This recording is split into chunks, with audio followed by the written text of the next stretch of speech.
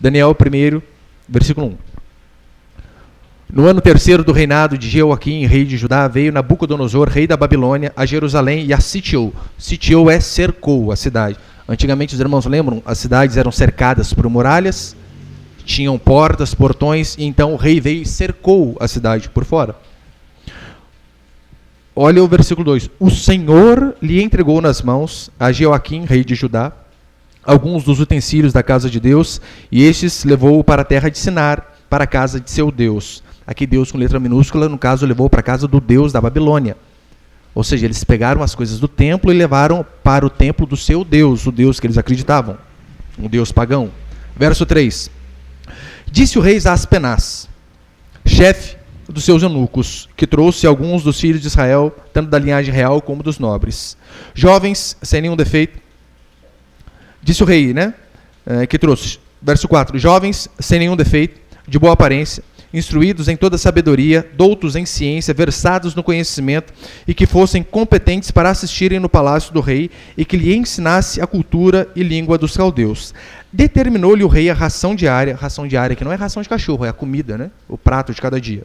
Determinou-lhe o rei a ração diária das finas iguarias da mesa do rei, do vinho que ele bebia, e que assim fossem mantidos por 3 anos, ao cabo dos quais assistiriam diante do rei. Entre eles se achavam dos filhos de Judá, Daniel, Ananias, Misael e Azarias. O chefe dos eunucos lhe pôs outros nomes, a saber, Daniel, o de Beltesazar, Ananias, o de Sadraque, Misael, o de Mesaque e Azarias, o de Abednego. Verso 8. Presta atenção nesse versículo 8, eu paro aqui. Resolveu Daniel firmemente não se contaminar com as finas iguarias do rei, nem com o vinho que ele bebia. Então pediu ao chefe dos eunucos que lhe permitisse não contaminar-se. Olha para cá agora, por favor.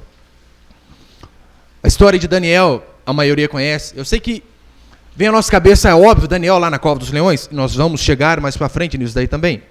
Mas qual que é o grande contexto aqui do livro de Daniel?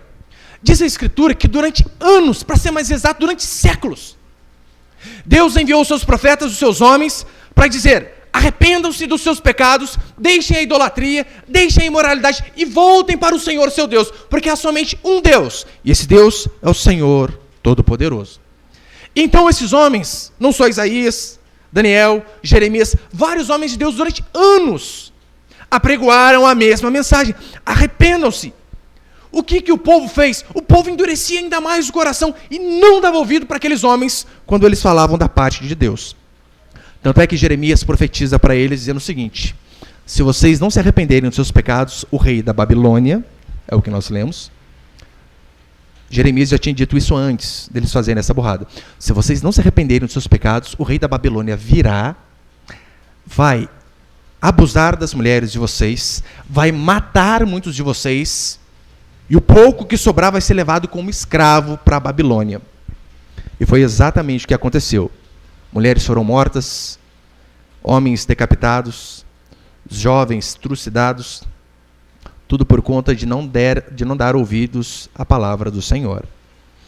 E aqui é interessante que no texto diz que Daniel, ele foi separado dentre aqueles homens, dentre aqueles jovens, para servir ao rei. E ele teria o melhor da comida de todos os tempos. Meu irmão, se você acha que alguém rico come bem, você não tem noção, rei. Eu vi uma reportagem, acho que semana passada agora, do Bolsonaro, que ele foi no Danilo Gentili, dizendo como que era no Palácio do Planalto. E ele realmente dizendo: eu posso comer de tudo que eu quiser. Você já imaginou um negócio desse? Você poder comer de tudo? De miojo a caviar? Tudo que ele queria. Daniel tinha muito mais do que ele. Pastor, o que isso tem a ver conosco hoje? Irmãs, tem lugar aqui, ó. 3 aqui também, tá bom? O que isso tem a ver conosco? Você percebeu que Daniel e seus amigos e mais um povo, eles são tirados do seio da sua família, da sua nação, e são levados a um lugar totalmente imoral, porque era assim que era a Babilônia. Um lugar perdido, pervertido, imoral, onde os idólatras eram aplaudidos. O que a gente aprende com isso, pastor? Que se Daniel, meu irmão, e seus amigos, se eles conseguiram ser limpos, mesmo morando em um chiqueiro, isso moralmente falando, nós também conseguimos. Eu sei que nós também vivemos num mundo podre, arrebentado. Mas Daniel mesmo assim se manteve fiel. Daniel mesmo diante de uma circunstância adversa, ele era escravo. Pastor, mas Daniel estava na parte boa. Meu irmão, qual que é a parte boa de ser escravo? Nenhuma. Qual que é a parte boa da cadeia? O beliche? Não há. Se ele conseguiu ser feliz, mesmo sendo escravo, eu e você também conseguimos encontrar um horizonte feliz em meio a dificuldades e problemas que passamos no nosso dia a dia. Nós conseguimos ter a alegria de viver mesmo em um mundo deprimente e injusto. Óbvio que conseguimos. E eu venho falar para você, este mundo talvez seja pior que a Babilônia. E se Daniel conseguiu ser feliz naquele lugar, pode ter certeza, nós também conseguiremos. E com base nisso eu quero passar só alguns princípios, né, desse primeiro capítulo de Daniel. Põe lá o primeiro, por favor. O tema da minha pregação hoje é vencendo o mundo e as dificuldades. Primeiro, Deus está no controle de todo o nosso sofrimento. Eu sei que talvez você pense que, dependendo da circunstância da qual você esteja passando, parece que Deus perdeu o controle da sua vida. Não. O Senhor está no controle de tudo. É isso que nós lemos. Olha que interessante o versículo 2. O Senhor lhe entregou nas mãos de Jeoaquim. O Senhor lhe entregou nas mãos a Jeoaquim, rei de Judá. Ou seja, todo o sofrimento estava debaixo do controle de Deus. Eu não estou dizendo que Deus planejou o sofrimento desse povo. Óbvio que não. Esse povo sofreu por conta de não dar ouvidos àquilo que Deus já tinha dito através de muitos homens durante muitos anos. Então o problema do sofrimento não tem nada a ver com Deus, mas tem a ver comigo, tem a ver com você. Tanto é que uma vez um homem disse, e é a mais pura verdade, se pudéssemos chutar o traseiro da pessoa que mais causa problema em nossa vida, ficaríamos uma semana sem assentar. Porque nós trazemos problemas e dificuldades para nós. As perguntas então sobre a desgraça humana encontram explicação no próprio homem. No próprio homem. Aqui a culpa foi do povo, não foi Deus. Foi apenas um jeito de Deus corrigir a dureza de coração daqueles homens. Mas eles estavam pagando por conta do seu próprio erro. E olha que triste. Mulheres violadas. Violadas, você sabe o que é, né? Estupradas. Você imagina entrando naqueles soldados e abusando da sua mulher na sua frente e você sem fazer absolutamente nada. Filhas, adolescentes. Era isso que estava acontecendo. Crianças mortas. Tragédia. E o povo que sobreviveu a essa desgraça foi levado como escravo para a Babilônia. Triste. Daniel, ele foi arrancado de seus pais, ele foi arrancado de sua nação. Você precisa entender o contexto aqui. Porque imagina o seguinte, imagina que vem o exército inimigo dos Estados Unidos. Peguem a nós e nos levem como escravos dos Estados Unidos. É uma coisa ruim, é uma coisa maravilhosa que me leve hoje para lá. Mas não é esse o contexto. Lembra? Aqui Israel era uma terra sagrada para eles. Então eles foram arrancados daquilo que eles achavam que era a coisa mais sagrada que Deus tinha dado, que era aquela terra. Foram arrancados da sua família. Alguns estudiosos, teólogos chegam a dizer que Daniel tinha cerca de 14 anos. Você imagina, com 14 anos, você vê toda uma desgraça dela. Provavelmente seus pais mortos, seus parentes, seus amigos, destruição, miséria e desgraça. A pergunta que nós temos que fazer é, o que Daniel fez? O que você faria se você estivesse no lugar de Daniel vendo toda essa desgraça? Daniel, segundo os psicólogos, ele teria toda a autonomia para ser um adolescente revoltado, depressivo, magoado com Deus e com o mundo. Talvez nós ficaríamos extremamente chateados e cresceríamos revoltados por conta de tanta desgraça assim. Mas sabe o que Daniel fez? Ele não fez nada dessas coisas, absolutamente nada. Ele não ficou com raiva de Deus, não ficou com raiva do mundo. Ele não teve uma adolescência frustrada, depressiva, ele não cresceu perturbado, mas mesmo em meio à desgraça, diz a Escritura que esse homem, que esse menino de 14 anos, foi fiel a Deus. Mesmo longe dos pais, mesmo longe da sua terra, mesmo longe de tudo aquilo que ele conhecia de sua nação, ele continuou fiel a Deus, tornou-se um homem espetacular, a ponto de ser o homem mais sábio, é o que vai dizer no capítulo 2. Honesto. No capítulo 6 diz a Escritura que alguns outros governantes queriam boicotar Daniel, assim como o parlamento tenta boicotar o presidente. Todos desonestos. Diz a Escritura que mesmo assim Daniel continuava honesto. Mesmo com o passado de desgraça, se tornou alguém extremamente espetacular. Foi fiel a Deus, fechou a boca de leões, mudou a história do mundo. Eu sei que aqui em nossa igreja também tem pessoas com um passado muito difícil. Muitos já me disseram, pessoas, homens e mulheres, que foram abusados. Que os pais abandonaram, que a esposa abandonou, que o marido abandonou, que os filhos se perderam. Eu sei que tem. Alguns já falaram para mim que viram os pais, ou o pai ou a mãe indo embora. Ou às vezes teve pai e mãe, mas que nunca lhe deu atenção. Triste? Óbvio que é triste. Mas você não precisa viver uma vida de derrota por conta da sua circunstância passada. Você não precisa viver uma vida de angústia por conta do pai, da mãe que você teve, ou que você não teve.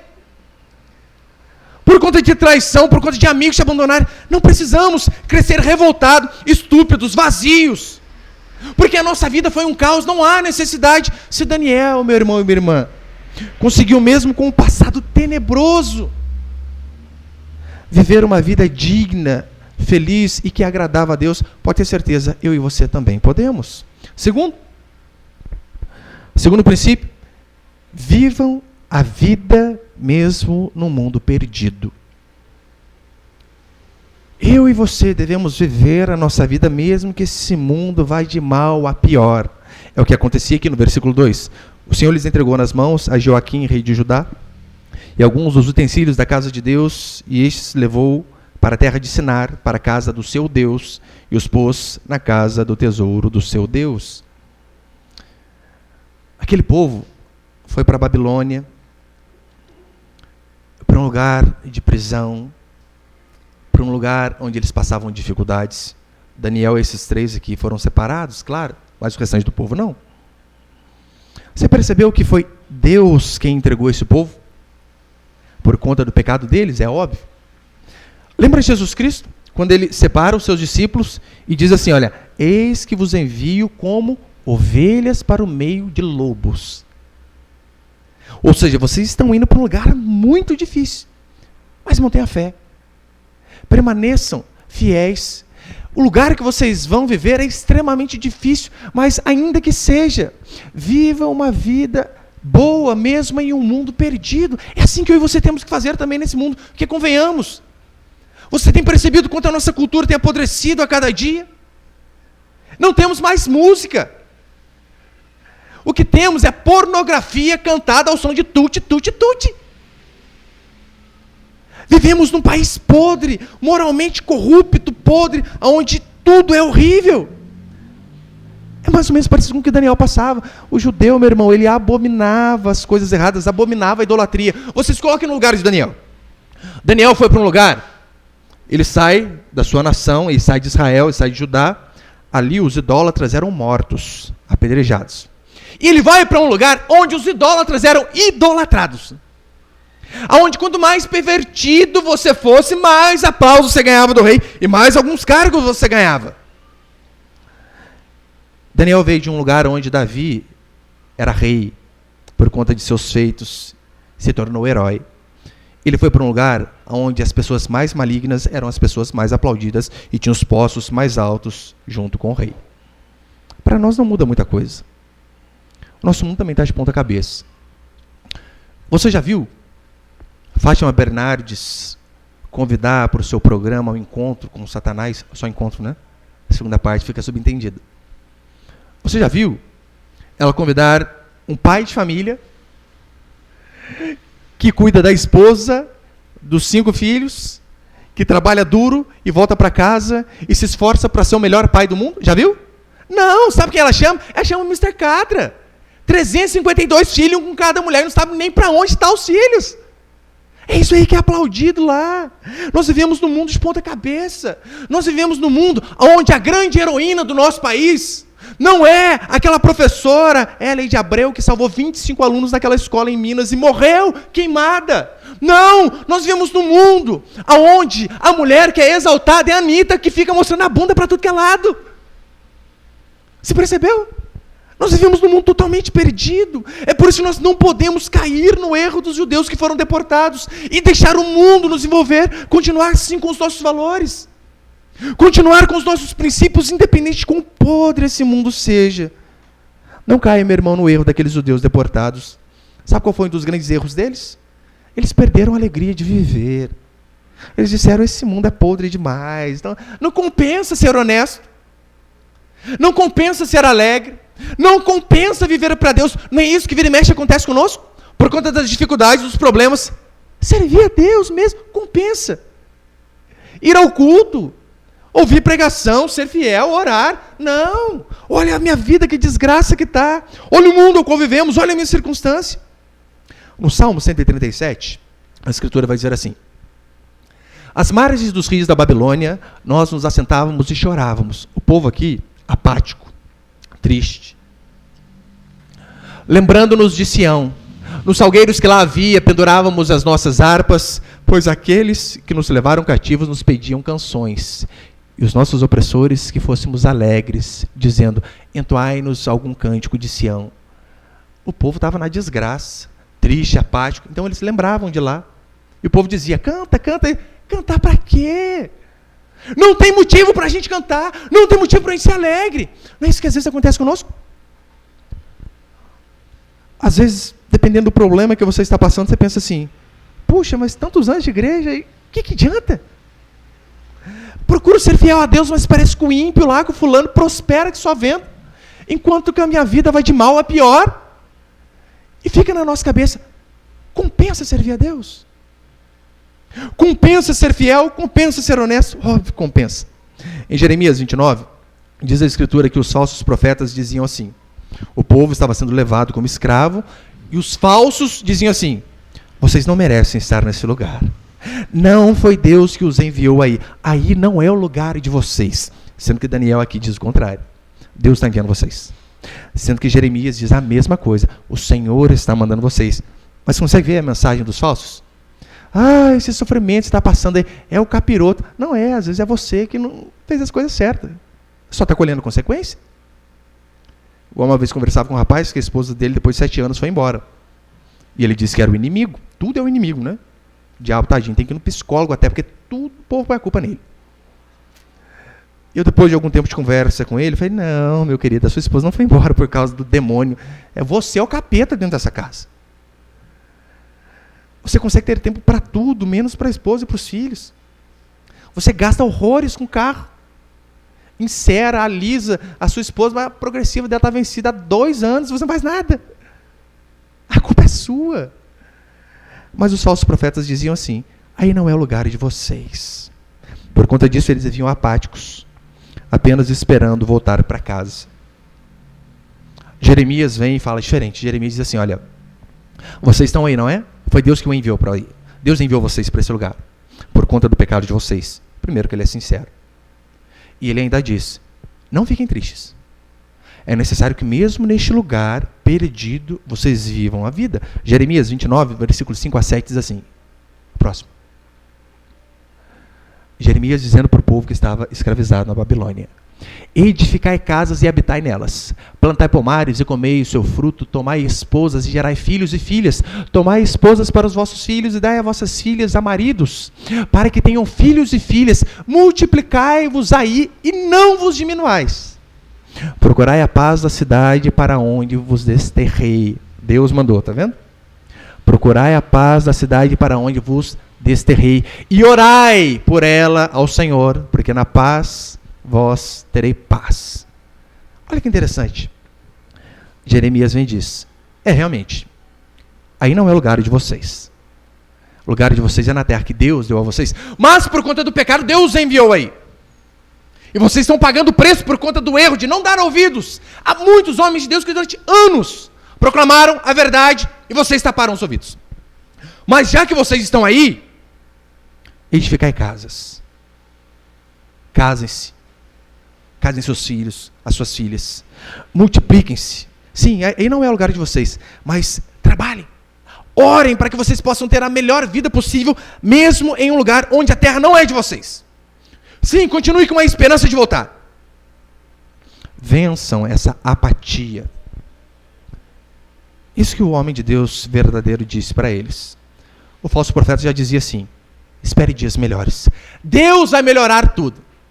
Jeremias diz, procure dias melhores. Se esforce por dias melhores. Trabalhe por dias melhores. Os judeus, para eles, não faziam sentido construir nada ali, porque eles sabiam. Aqui não é nossa terra. Como você vai construir um palácio num terreno que não é seu? Então eles ficavam apáticos. Aí então chega Jeremias e diz: sim, é verdade, aí não é terra de vocês. Mas edifiquem casas. Vivam da melhor maneira possível para que vocês venham a glorificar a Deus através da vida de vocês. Porque, convenhamos, a multiplicação de vocês vai possibilitar o ressurgimento da nação de Israel. Meu irmão, por que se aquele povo para de casar? Para de ter filho? Ora, o povo de Deus ia acabar. Não ia ter descendência. E lembrando, tinha um fundo messiânico nisso aqui que Jeremias tinha dito. Porque lembra? Qual que era a promessa a respeito do Messias, de Jesus Cristo? Que ele viria da tribo de Judá. Daniel e esses jovens eram da tribo de Judá. Você imagina se eles decidem ficar apáticos, não casarem, não terem mais filhos, acabaria a tribo de Judá. Sabe qual seria a consequência disso? Inferno para todos nós. Porque o Messias tinha que vir da tribo de Judá. Pastor, mas qual que é a implicação prática disso em nossa vida? Aquele povo, ele vivia num mundo que não era o mundo que Deus tinha planejado. Mas mesmo assim Deus disse: viva da melhor maneira possível. Nós vivemos em um mundo. Nós vivemos inseridos em uma sociedade a qual nós sabemos não é a nossa pátria. E eu não digo Brasil. A nossa pátria não é essa pátria terrena, o que diz a Escritura. A nossa pátria é a pátria celestial. Jesus disse isso: olha, o meu reino não é desse mundo. E o de vocês também não. Mas convenhamos, nós vivemos aqui ainda. E o que temos que fazer? Temos que viver da melhor maneira possível para que a nossa vida terrena, numa pátria que não é nossa, venha glorificar o nome do Senhor. Tanto é que Paulo exorta, xinga os tessalonicenses. Sabe por quê? Eles estavam esperando Jesus voltar. Essa era a promessa. Assim como eu subi, eu voltarei. Sabe o que eles fizeram? Pararam até de trabalhar. Não queriam fazer mais nada, só esperando Jesus voltar. Depois, não, rapaz, presta atenção, vamos trabalhar, pega na enxada aí, vamos fazer filho, vamos casar, vamos produzir. Óbvio que Jesus vai voltar, mas enquanto isso, vivam a vida de vocês. Olha, eu aprendi, pelo menos ao decorrer desses anos de cristianismo, que a nossa vida terrena foi feita para glorificar a Deus. Eu não estou dizendo apenas aqueles que vivem do ministério, apenas quem toca, apenas quem canta, apenas pastor. Você, meu irmão e minha irmã, talvez lá no seu trabalho sozinho, na sua escola, lá na rua da sua casa, ou até mesmo sozinho, limpando o banheiro da sua casa. Tudo que nós fazemos nesse mundo deve ser para glorificar a Deus, porque nada é fútil. Tudo que nós fazemos aqui vai reverberar para a eternidade. Tudo que nós vivemos nesse mundo, nós devemos fazer da melhor maneira possível. Por isso, no seu trabalho, seja honesto, ainda que ninguém te veja. Ainda que ninguém olhe para você. Ainda que você trabalhe sozinho, ainda que você tenha a oportunidade de dar o tombo em não sei quantos R$1.000 do seu patrão, seja honesto, seja fiel, ainda que você não receba um tapinha nas costas dizendo: olha, nunca tive um funcionário tão honesto. Não, você não faz o que é correto simplesmente para receber um tapinha nas costas, mas simplesmente porque Deus manda. Nós temos que glorificar o Senhor em todas as circunstâncias, seja no trabalho, seja na criação dos filhos, seja no casamento, seja no lazer. O lazer também, sabia? Até o lazer, meu irmão, para glorificar a Deus. O futebolzinho, aleluia, louvado seja o Senhor. Agora vamos dizer: não, pastor, Jesus jogava bola? Ele acha que não, né? Ele fala que o juiz era iníquo, que o campo era o mundo. Piadinha isso aí, irmãos. Mas, qual o problema da diversão se aquilo serve para glorificar ao Senhor?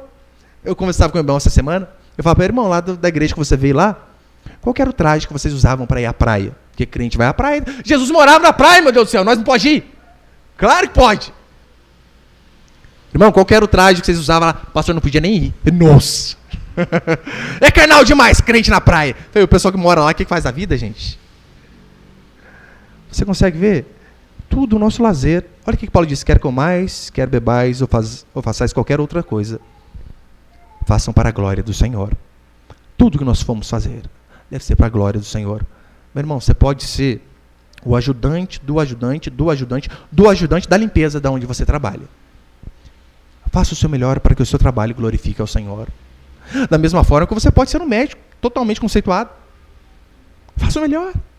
Uma vez o irmão me dizia que um pastor disse para ele que o serviço dele não era de Deus.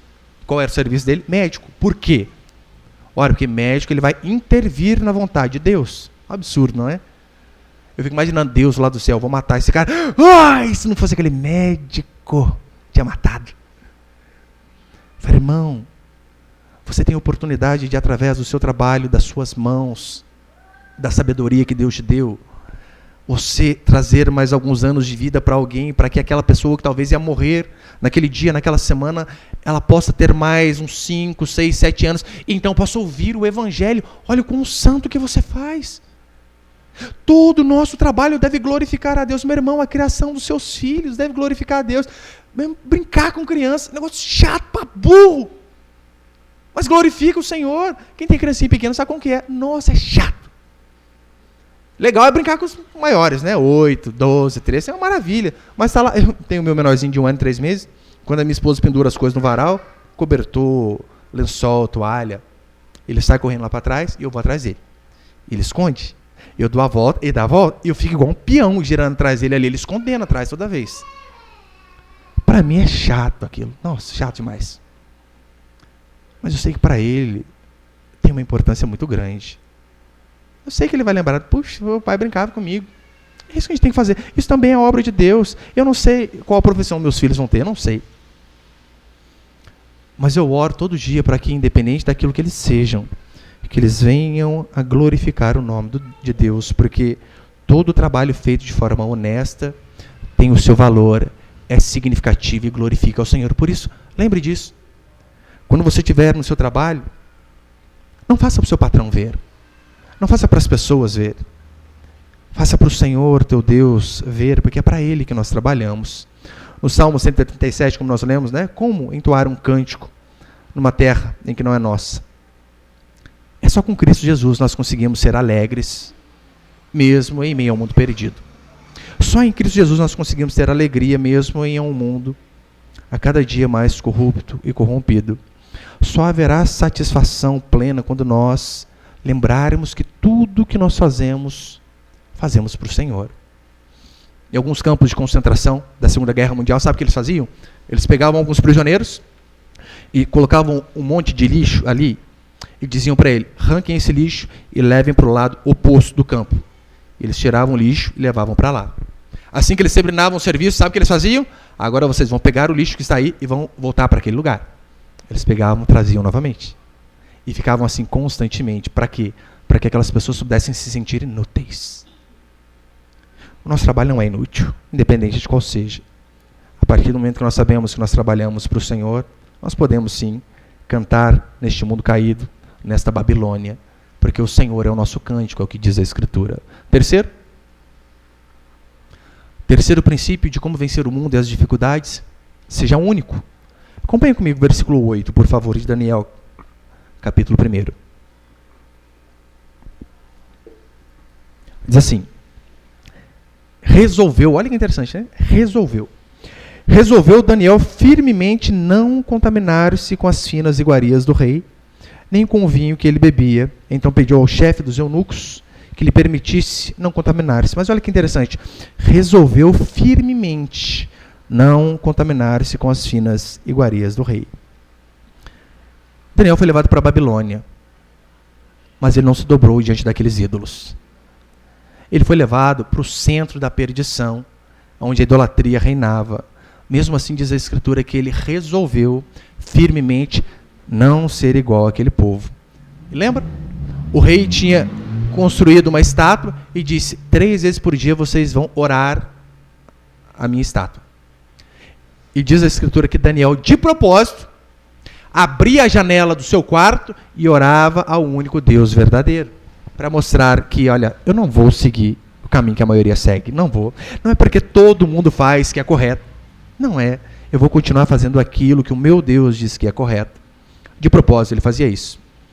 Mas você também vai ter essas oportunidades. Por exemplo, imagina um jovem, 17, 18 anos, ele está lá na sua escola, e ele diz assim, eu não fico com ninguém. Estou me guardando para minha esposa. Hoje em dia, meu irmão, o que acontece com um cara desse?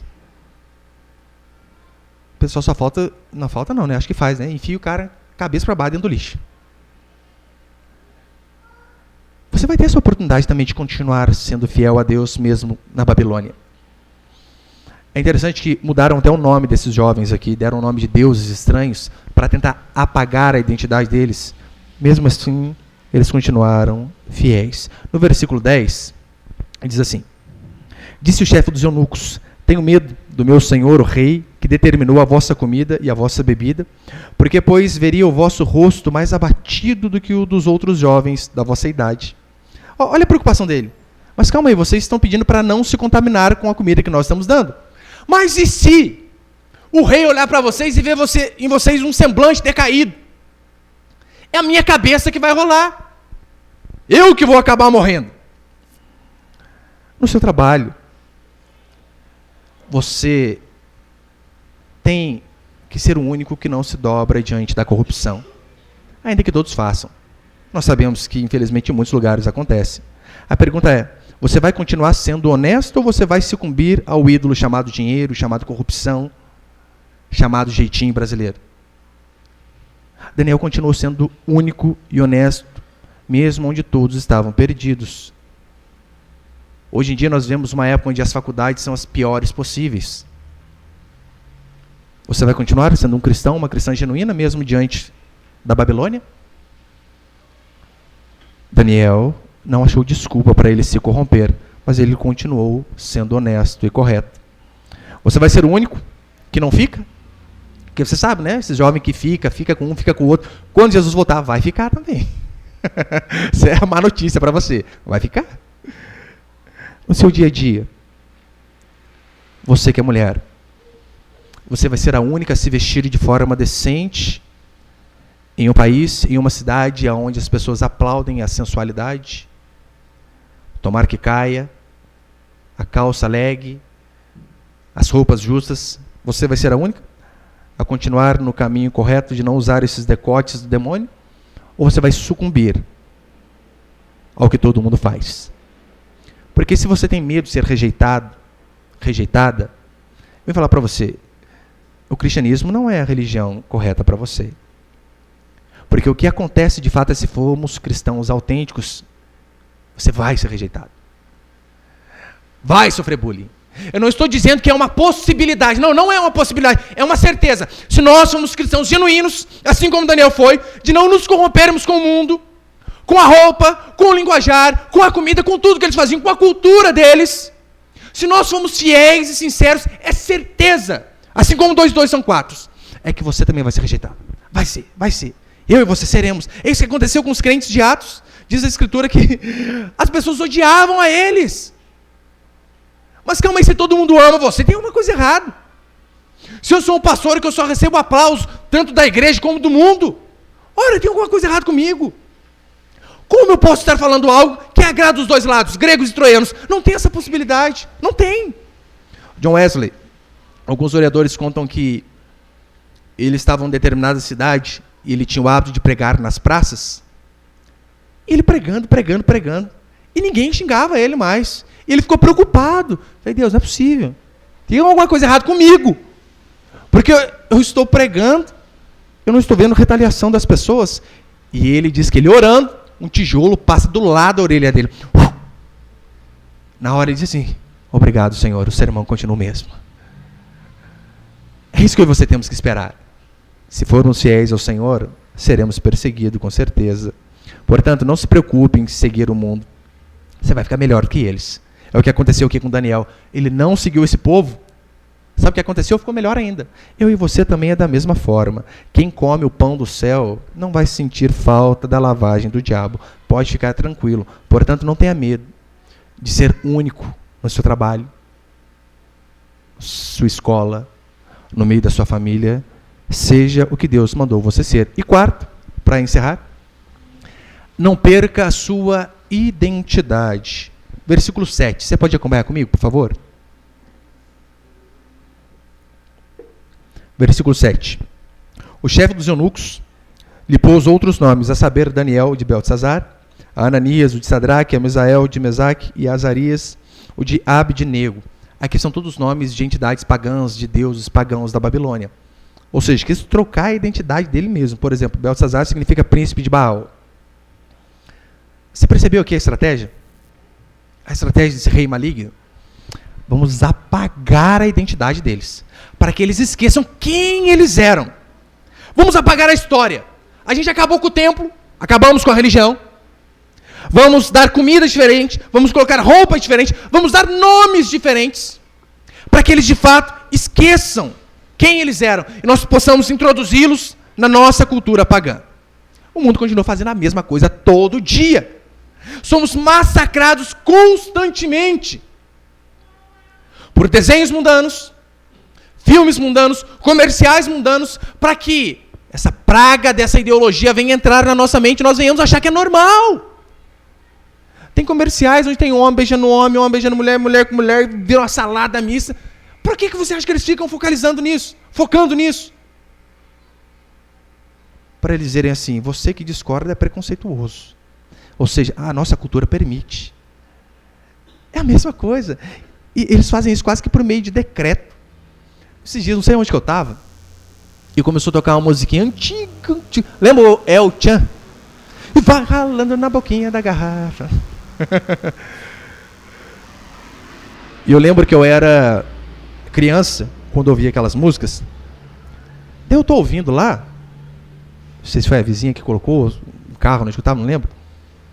Eu comecei a prestar atenção na letra, coisa que eu nunca tinha prestado atenção, porque eu só olhava as mulheradas dançando, óbvio, né? Eu comecei a prestar atenção na letra. Falei, Deus do céu! Há tantos anos atrás, olha o tanto de perversidade na música. Eu ralando a boquinha da garrafa, daí depois com 15 anos, tá com a barriga. Por quê? Que ralou na boquinha da garrafa, criatura? Você consegue perceber o quanto de mundo, o tempo todo, por decreto, tentando entrar na minha e na sua mente? Tem um filmezinho, bem antigo, que você deve ter assistido, lembra? Meu Primeiro Amor? Macaulay Culkin, se eu não me engano. Daí você tá lá, ai, que lindinho, tchucu-tchucu. Ai, filha, vem assistir. Daí depois, tá com 12, 13 anos querendo namorar, você não sabe por quê? Porque assistiu o filmezinho, Meu Primeiro Amor. Casal de namoradinho, criança. E nós não percebemos o mundo o tempo todo tentando entrar. Assim como os ídolos da Babilônia eram falsos, pode ter certeza, toda essa forma de vida atual também é. O mundo tenta na marra colocar esses princípios, esses comportamentos. Nabucodonosor fez isso por decreto. Tem uma imagem, vocês vão se dobrar. É isso que eles fazem conosco. Na escola, até alguns irmãos que estudam em escolas particulares já falaram para mim. Você não encontra a escola que ensina... Você encontra a escola que ensina a teoria da evolução. Isso aí ensina. Mas e o criacionismo? Não há. Ou pelo menos se eles colocassem os dois lados. Olha, existem duas vertentes. A teoria da evolução de Darwin e o criacionismo do cristianismo. Mas você percebeu que eles não dão duas opções? É só uma. É só o evolucionismo. Que nós viemos do macaco. Que o seu tio era o King Kong, a Cheetah, e foi transformando e virou você. Eles não dão o outro lado. É terrível. É o tempo todo essas coisas. Ideologia de gênero, eles querem mostrar, querem provar por A mais B, querem inculcar na nossa cabeça que criança não nasce criança. Não nasce menino, não nasce menina, nasce neutro. Eles querem até mudar de menino e menina para meninix. Porque nasce lá, não interessa, nasceu com pênis, com vagina, não tem problema. Nasce meninix. Quando crescer, escolhe o que quer ser. Não tem problema não. É o que você se sente. É um absurdo. Mas eles tentam o tempo todo empurrar goela abaixo, dizendo que o homossexualismo é normal. Imagina Adão e Ivo no paraíso. E assim é a história. Adão e Ivo, fim da história. Ora, não tem mais continuação, meu Deus. Eles tentam o tempo todo colocar essas coisas. Eles querem educar os nossos filhos. E se eles não conseguem educar, eles querem nos obrigar a educar do jeito deles. Tem até uma lei da palmada, já viu? Não pode bater na criança mais. A gente apanha de montão quando era criança, quando chega a nossa vez, não pode. Errado! Minha mãe, uma vez, tá certo que eu bati no meu filho lá na casa dela, né? E ela chorando, não já se viu fazer isso com o menino. Nós não tem memória, vamos lembrar, Terezinha. Só não consegue lembrar um pouquinho aí, não, hein? Parece o Zorro marcando minhas costas com a cinta e agora eu não posso. Eles querem que nós venhamos só conversar com os nossos filhos, dizendo, filho, não pode. Sim, a gente conversa. Mas tem hora que conversa, não adianta. Tem hora que a criancinha vai entender só na hora que a vara cantar no lombo. Daí aprende. É assim que funcionam as coisas. Daniel resolveu firmemente não se contaminar. Você precisa fazer isso. Resolva firmemente não se contaminar com esses ensinos mundanos, ímpios e pervertidos. Evite esses ensinos absurdos. Se o seu filho vai à escola, na hora que ele chegar, faça uma lavagem cerebral nele, dizendo para ele, filho, tudo isso aqui que você aprendeu é mentira. Eu sei que nem todos têm oportunidade de fazer igual eu faço, de ensinar meus filhos em casa, eu mesmo e minha esposa. Se você não tem essa oportunidade, ensine-os o que é correto.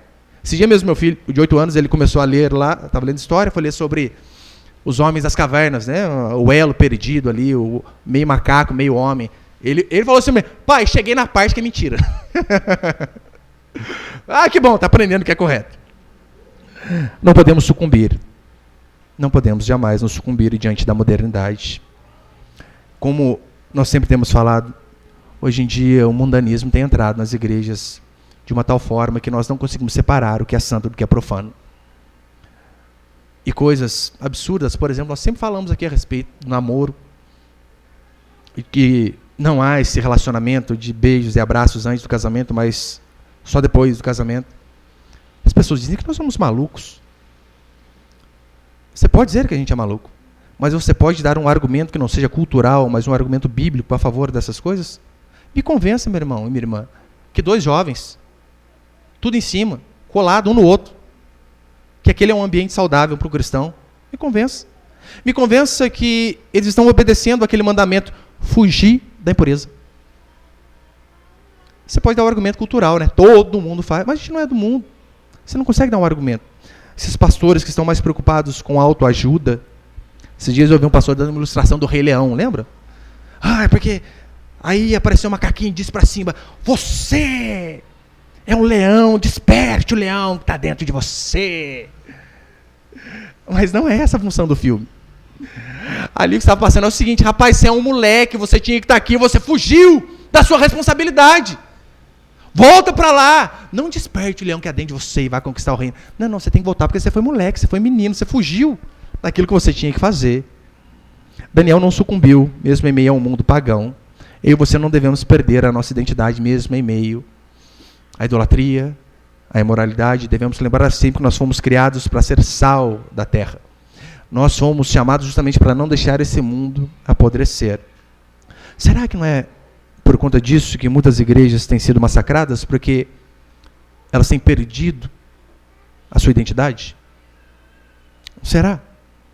Será que porque muitas igrejas têm tentado ser tão mundanas, tão a ver com o mundo, e às vezes conseguem arrebanhar milhares de pessoas, mas nós não vemos mudança?